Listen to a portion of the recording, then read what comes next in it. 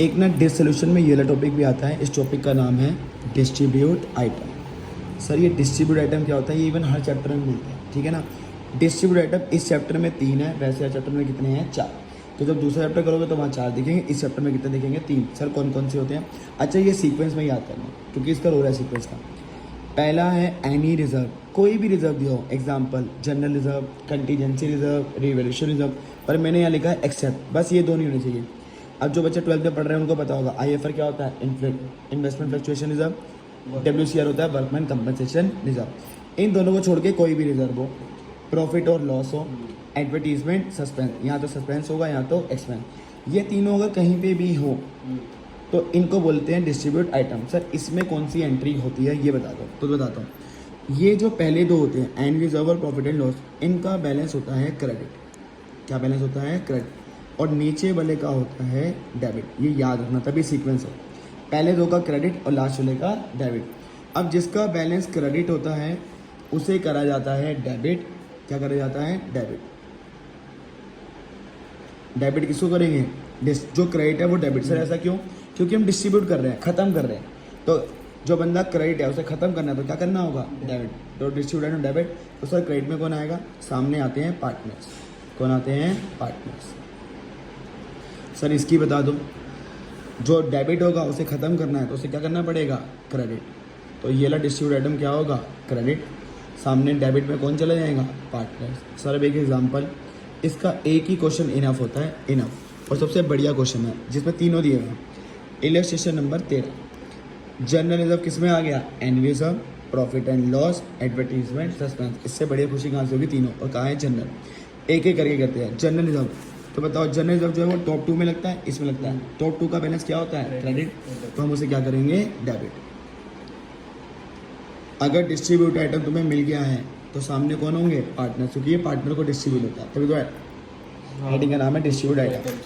Partner को होंगे, यहाँ पे पार्टनर है, एक A और एक है B। कितना अमाउंट दिया हुआ है? 50।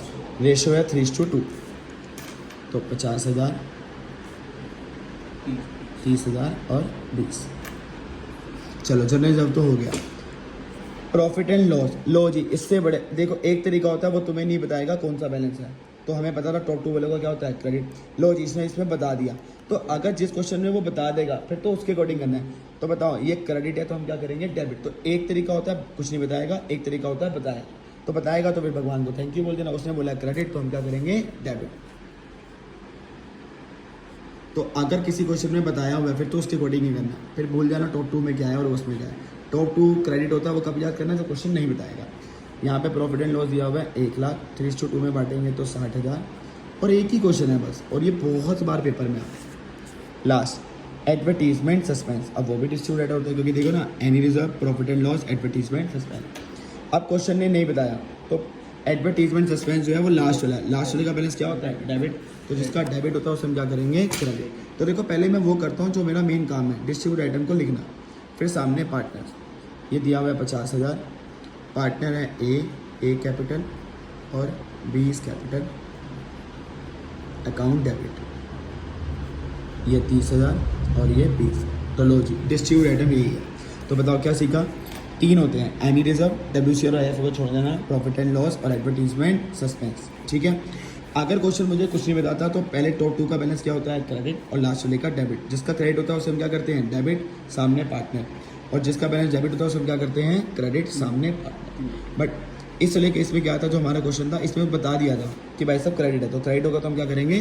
डेबिट, सामने पार्टनर्स और ऑल रेशो में बांटेंगे। तो ये टॉपिक कौन सा था? Distribute item. इसका एक क्वेश्चन इनफ है। अब एक क्वेश्चन ओरली कर लेते हैं जो मैंने तुम्हें बताया था। अगर एक ही पॉइंट में एसेट और लायबिलिटी मिलता है, क्या मिलता है? एसेट और लायबिलिटी, उसकी कोई एंट्री नहीं है। बट अगर तीसरा बंदा कैश मिल जाता है, तीसरा बंदा मिलता है कैश, उसकी एंट्री होगी। तो देखो इधर क्रेडिटर, क्रेडिटर क्या होती है? लायबिलिटी, ये मिल गया। Accepted plan, accepted building, building क्या होती है? एसेट। ठीक है, एक हो गई लायबिलिटी, एक हो गई लायबिलिटी, एक हो गई एसेट।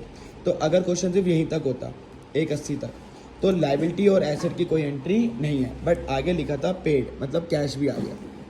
तो मैंने बताया था अगर लायबिलिटी, एसेट और कैश आता है तो लाइबिलिटी और एसेट की तो कोई एंट्री नहीं होगी, इन दोनों की नहीं होगी, पर किसकी होगी? कैश की।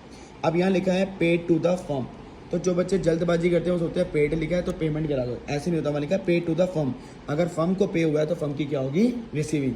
तो रिसीविंग का केस मैंने पिछली वीडियो में बताया है, या तो कैश डेबिट या तो पार्टनर। पूरी लाइन में पार्टनर नहीं है तो कौन डेबिट होगा? कैश। कैश मिल गया सामने, रियलाइजेशन। तो देखो कैश या कैश को या bank, cash account debit to realization. तीसरे वाले बंदे की एंट्री थी, तीसरा बंदा कौन है? 40।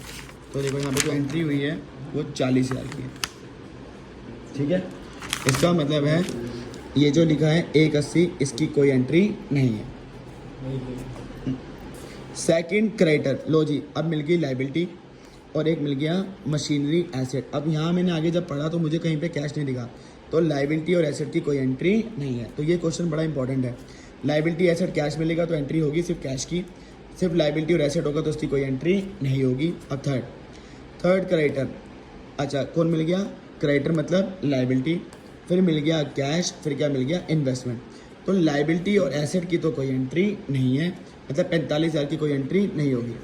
कैश जो है 30, उसकी एंट्री होगी।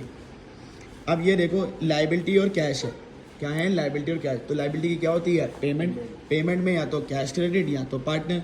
पूरी लाइन में पार्टनर नहीं है तो कौन क्रेडिट होगा? कैश, और सामने रियलाइजेशन। तो देखो भाई, रियलाइजेशन टू बैंक 30,000, ठीक है ना। तो चौथा पॉइंट अलग है, पहले ये 3 पॉइंट थे, ये किसके ऊपर थे? Liability asset, liability asset. तो लाइबिलिटी एसेट होगा तो कोई एंट्री नहीं, लाइबिलिटी एसेट और कैश होगा तो किसकी एंट्री करेंगे? कैश। बस तुम्हें ये देख करना है कि कैश रिसीविंग वाला है या पेमेंट वाला, ठीक है।